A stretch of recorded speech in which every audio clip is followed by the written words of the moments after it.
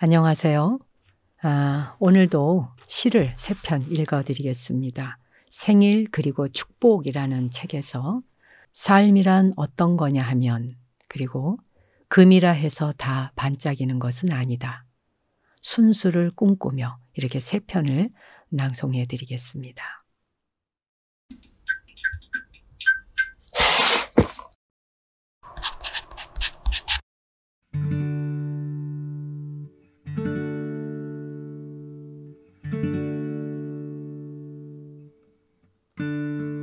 삶이란 어떤 거냐 하면,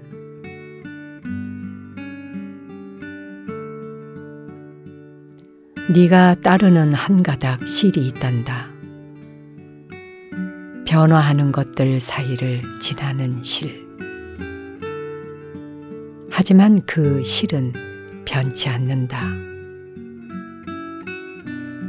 사람들은 네가 무엇을 따라가는지 궁금해한다. 너는 그 실에 대해 설명해야 한다. 그렇지만 다른 이들에겐 잘 보이지 않는다. 그것을 잡고 있는 동안 너는 절대 길을 잃지 않는다. 비극은 일어나게 마련이고 사람들은 다치거나 죽는다. 그리고 너도 고통받고 늙어간다. 네가 무얼 해도 시간이 하는 일을 막을 수는 없다. 그래도 그 실을 꼭 잡고 놓지 말아라.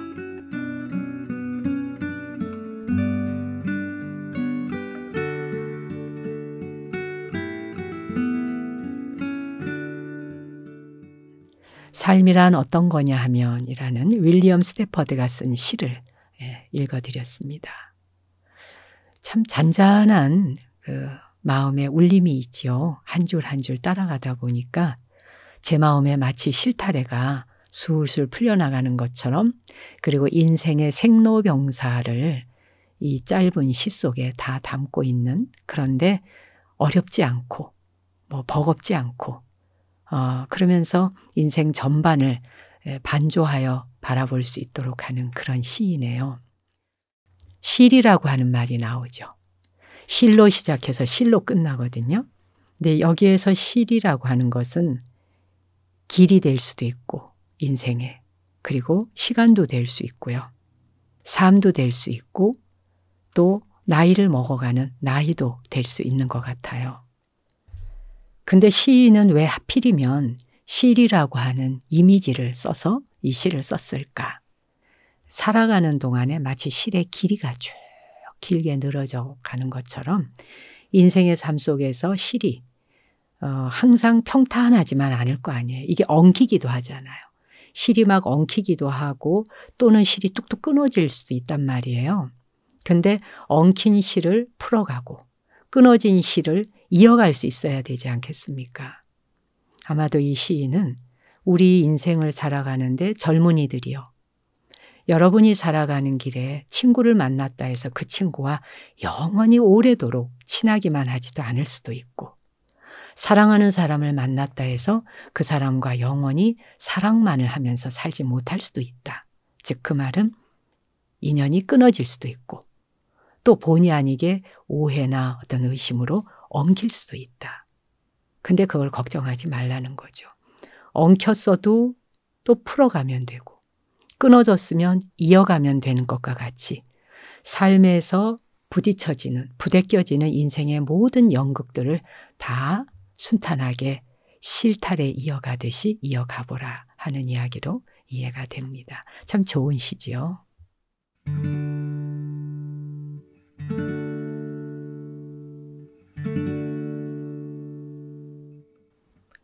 금이라 해서 다 반짝이는 것은 아니다. 금이라 해서 다 반짝이는 것은 아니며,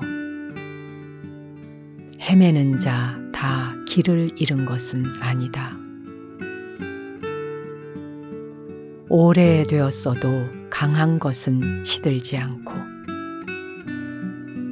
깊은 뿌리에는 서리가 닿지 못한다.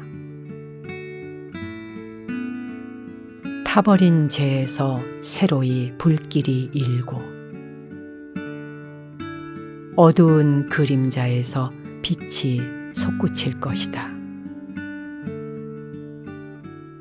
부러진 칼날은 온전해질 것이며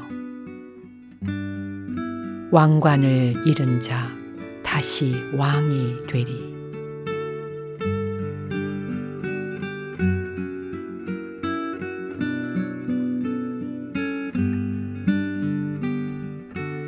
너무도 유명한 시라서 듣는 순간 여러분 바로 다 와닿죠. 돌킨이라고 하는 아주 유명한 작가의 글이잖아요. 사실 이 시는 그 셰익스피어의 베니스의 상인 그 이막에서 모로코 왕자가 겉모습에만 현혹이 되어서 금으로 되어 있는 상자를 선택하게 되죠. 그러는 바람에 그만 청혼이 실패로 돌아가게 되면서 말하는 대사가 이 내용입니다. 그런데 실제 이 시가, 이 글이 어디서 나왔는지 여러분 혹시 기억나시는지요? 반지의 제왕 기억나시죠? 유명한 그 반지의 제왕 일부에 나오는 시입니다. 이 귀절 하나하나가 읽어나가다 보면 정말 이것은 시면을 깊이 건드리는 내용이어서 저도 개인적으로 아주 좋아하는 내용입니다. 인생은 방황하고 헤매본 사람만이 희망을 품을 수 있고 다시 일어설 수도 있다라는 의미가 담겨 있죠. 인생을 살다 보면 항상 평탄하고 순탄한 길만 쭉 뻗어 있는 것이 아니지 않습니까? 근데 우선 금이라고 하면 금강석, 금강경도 있고요. 금강산도 있고 아주 든든하고 변하지 않을 것 같은 것에 우리 금강이라고 하는 말, 금이라고 하는 말을 많이 씁니다.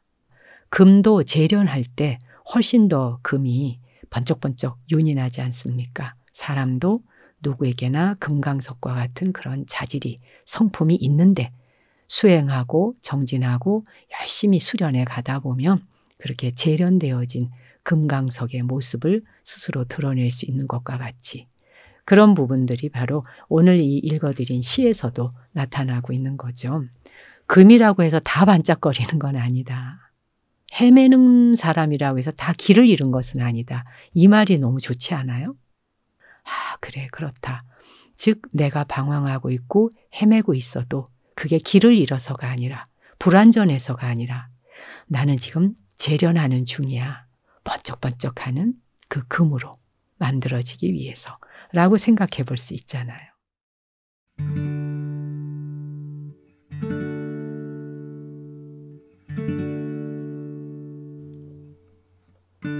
순수를 꿈꾸며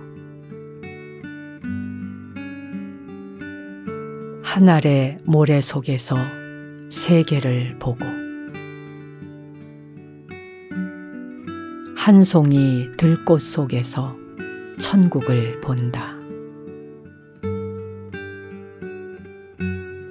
손바닥 안에 무한을 거머쥐고 순간 속에서 영원을 붙잡는다.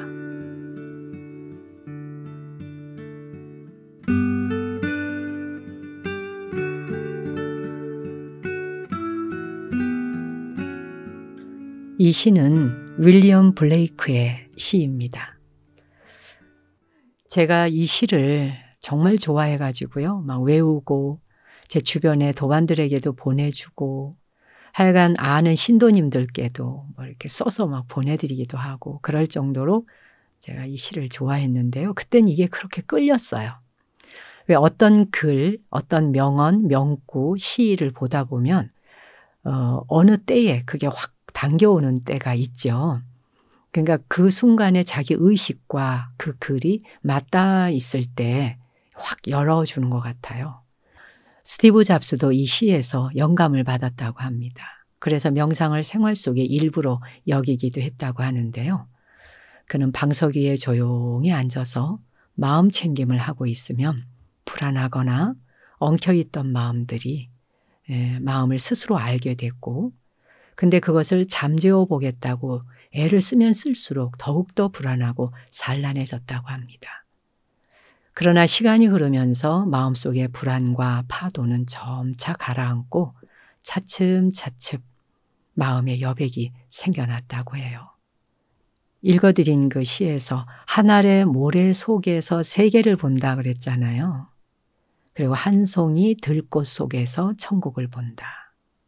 의상조사의 법성계, 불교에 나오는 법성계에 보면 일미진중함시방, 티끌 하나에 온 우주를 머금고 있고 또 찰나의 한 생각이 끝도 없는 영겁으로 이어지노라. 그 말과 이 시가 맞닿아 있는 것 같다라는 표현을 했습니다. 눈에 보이는 세계가 다가 아니잖아요. 그러니까 먼지라는 거, 그 티끌이라고 하는 것도 단지 티끌로 끝나는 것이 아니라 그 먼지 하나 속에 온 우주를 머금고 있다. 지금 내가 숨을 들이쉬고 내쉬고 하는데 숨 한 번 들이쉬고 내쉬는 찰나 내 육체라고 하는 이 몸뚱이 안에서만 숨이 들어오고 나가는 것이 아니라 사실은 우주 전체를 숨을 쉬고 우주 전체를 숨을 토해내는 것과 다르지 않다. 이런 의미를 담고 있는 어떤 면에서 굉장히 큰 시라고 볼 수 있습니다.